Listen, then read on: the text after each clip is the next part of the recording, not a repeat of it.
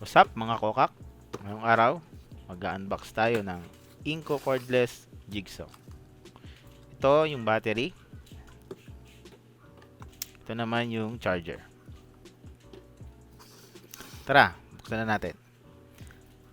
Yung link pala ng shop, may kita nyo sa description sa baba. Yan, dalawang sipit.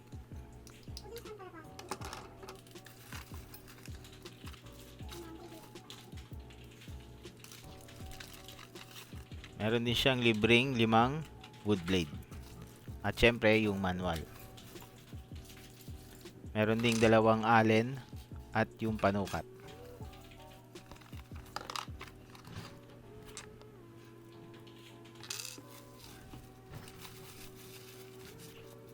So ayan, mga kokak, kitang-kita nyo na, napakaganda. At kitang-kita nyo naman na masaya ako dyan.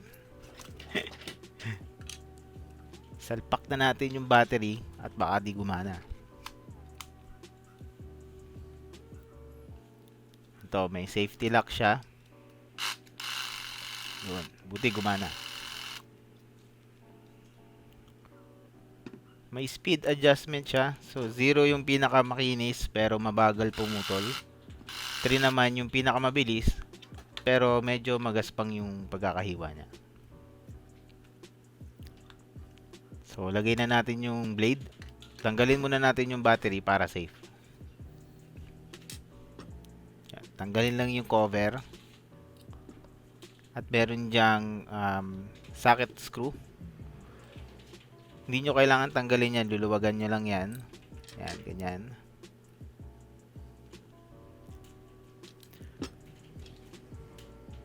Saka natin ilalagay yung wood blade. Kailangan mahigpit siya. Yan. Saka natin hihigpitan ulit yung socket screw.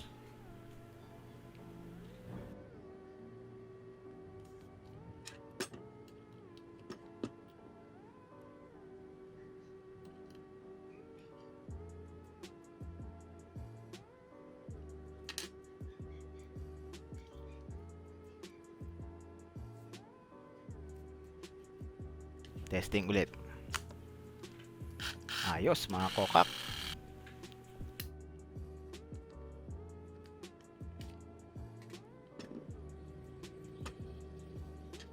Try natin yung angle niya. May dalawa ring socket screw sa baba. Luluwagan lang din ng konti para ma-adjust natin.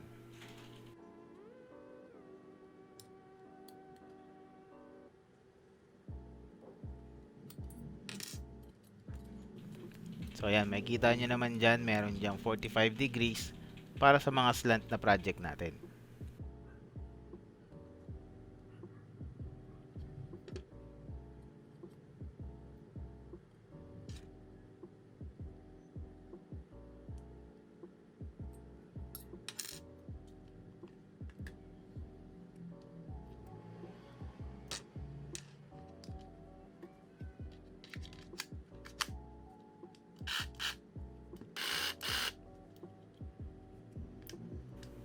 Ayos.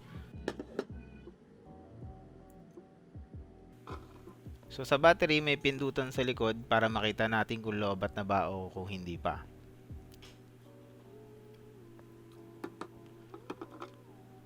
Salpak lang natin to sa charger. Parang charger ng Tamiya dati to eh. Yan, napakadali lang gamitin. So saksak na natin. Yan, pag nagbe-blink ng kulay green, ibig sabihin nagcha-charge siya. Pag nag-stop na yung blink, full charge na yan. Testing na natin yung jigsaw sa plyboard. Lagi mag-iingat sa paggamit nito, lalo kung kagaya ko na medyo baguhan pa lang.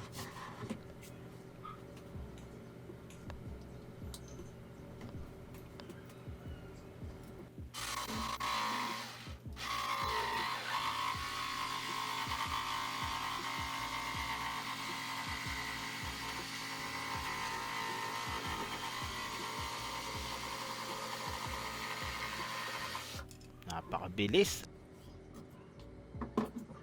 Kitang-kita nyo naman, no? Makinis ang pagkakaputol. Salamat sa panonood mga kokak. Kung may tanong kayo, comment lang sa baba.